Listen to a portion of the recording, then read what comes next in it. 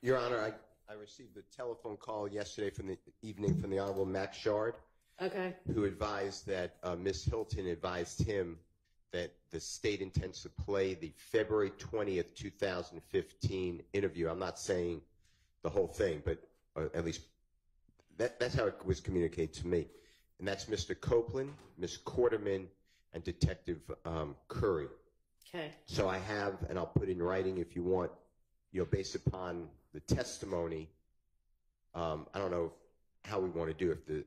We should get together with the state first and see what parts they want to play, and then we have objections to it. But anyway, I reviewed that recording, so I'm prepared to quickly, and I could put in writing all my time slots to what I think would be, whatever my objection will be spelled out. Confrontation clause, hearsay. Ms. Quarterman, to my knowledge, not testifying. Detective Curry, to my knowledge, not testifying. So I have those type of objections, as well as relevance, as well as not inconsistent statement. But I don't want to waste anybody's time, but I just want to alert you that if the state wants to play that like this morning, that may be an issue. That's all I wanted to bring up. It may not be an issue at this time. Okay. And who's the female? Is that another detective? I apologize. That's his, and when I say his, I apologize for that too. Mr. Copeland's significant other. Okay. It's been referred to as Quarterman. Quarter.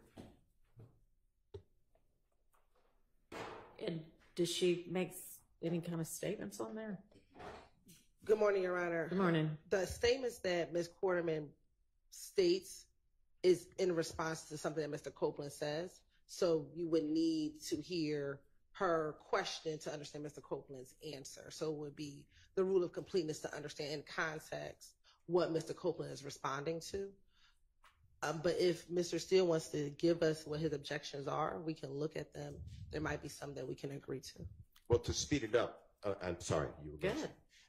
The first 12 minutes is Detective Curry asking Ms. Quarterman what she saw. So this, Your Honor, you heard testimony yesterday, and I understand it's a blizzard that we put you into.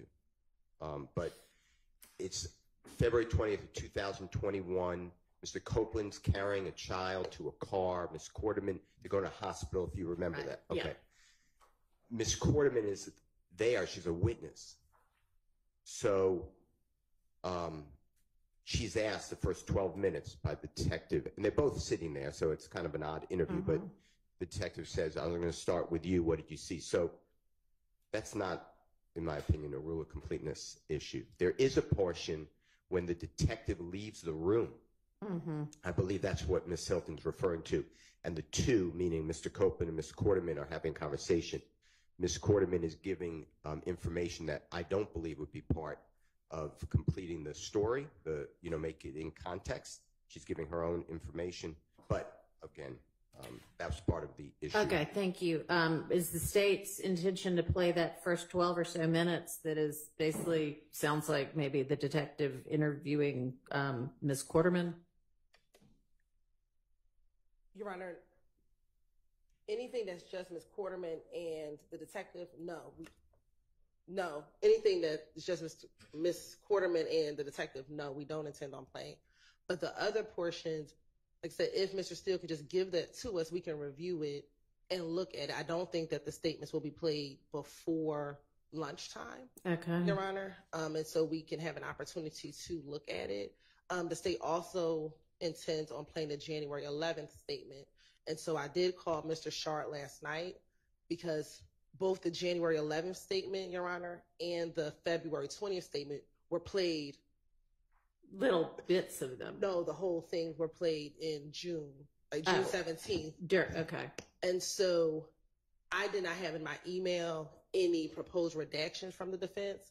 So I wanted to confirm that, which is why I called Mr. Schardt last night to find out, was there anything, because we did play, I believe, both of those interviews in its entirety back in June. Your Honor.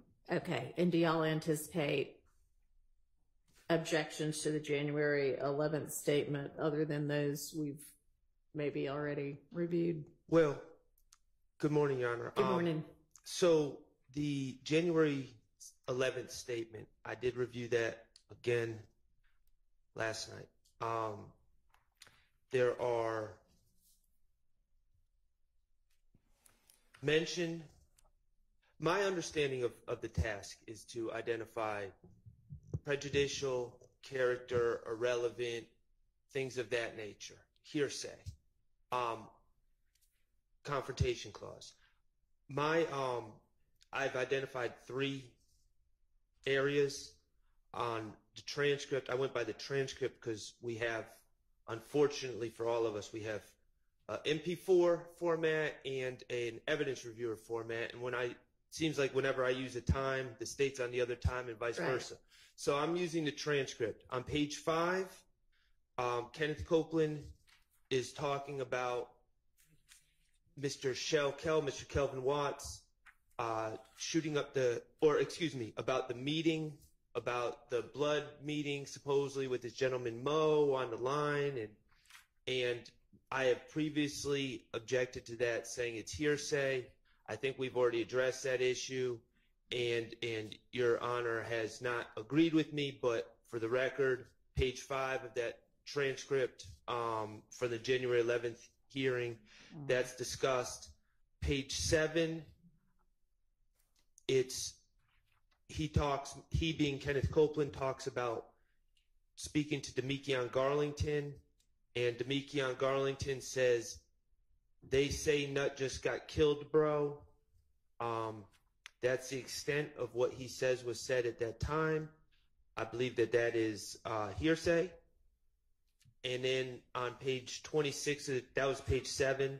On page 26 of the transcript, there's talk about Kenneth Copeland knowing that Shell Kell shut up the gambling house, and eventually he says thug. I refer to him as Mr. Jeffrey Williams.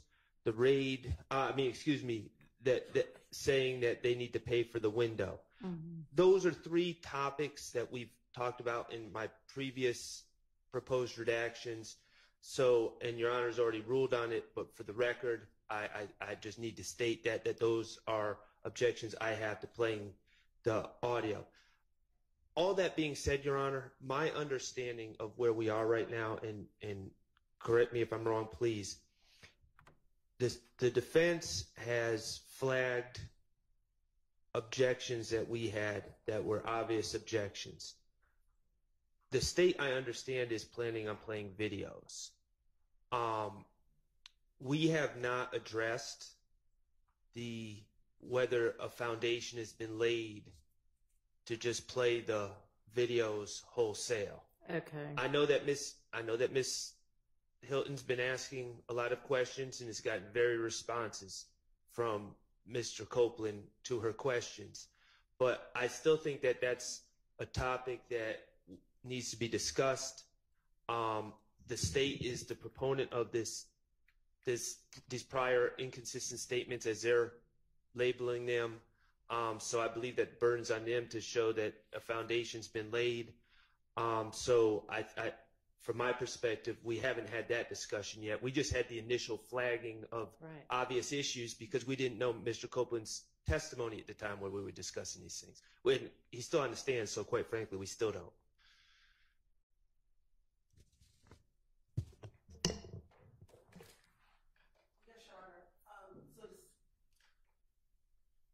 So at this point, Your Honor, the state has gone through with Mr. Copeland the January 11th interview, the February 20th interview, the February 21st, and the January 28th interview, Your Honor. The state's position at this time is that Mr. Copeland has stated he doesn't recall anything that he told police at all in any of these interviews. And while I have been going line by line, which has been a very tedious task, the fact that he has said, I don't recall, I believe I can play the entirety of the interview, given that that's his blanket statement. But in an abundance of caution, the state has been going line by line. But I think I'm at the place, in all honesty, that I can play all these interviews outside of the redactions and I think that the foundation's been laid, that he's been given an opportunity he's been presented with them. He's been given an opportunity to say whatever he wants to say about them.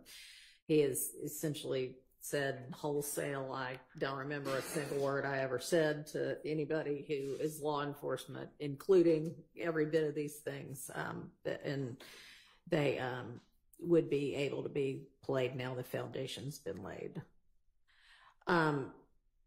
With regard, Mr. Steele, to your objections to the February 20th statement, other than the parts where that I understand the state does not intend to play, that are essentially Detective Curry interviewing Ms. Quarterman, are your other objections new objections or things we've already been over?